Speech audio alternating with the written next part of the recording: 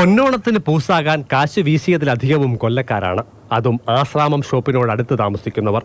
രാവിലെ 10 തുറന്ന ഷോപ്പിൽ രാത്രി 9 മണിയായപ്പോഴേക്കും 1,15,40,870 രൂപയുടെ മദ്യമാണ് വിറ്റുപോയത്. കരുനാഗപ്പള്ളിക്കാർ ആഞ്ഞുപിടിച്ചെങ്കിലും 2ാം സ്ഥാനമേ കിട്ടിയുള്ളൂ. ഇവിടെ ബിവറേജസ് ഔട്ട്ലെറ്റിൽ വിറ്റത് 1,15,02,520 രൂപയുടെ മദ്യം.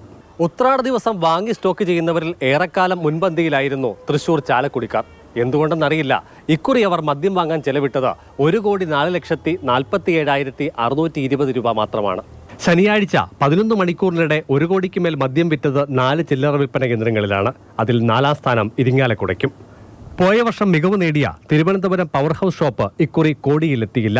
വിൽപ്പന 99,40,910 ഒതുങ്ങി.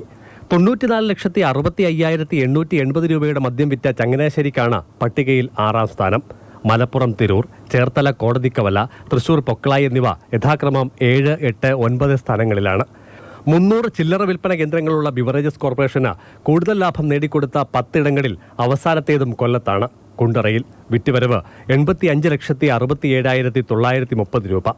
കൺസ്യൂമർ ഫെഡ് ചില്ലറ വിൽപ്പനശാലകൾ, ബാറുകൾ, കള്ളുഷാപ്പുകൾ എന്നിവിടങ്ങളിലെ ഉത്രാടദിന വിൽപ്പനയുടെ കണക്കുകൾ കൂടി പുറത്തു വരുന്നതോടെ തലയ്ക്ക് മത്തുപിടിക്കുമെന്ന ഉറപ്പാണ്.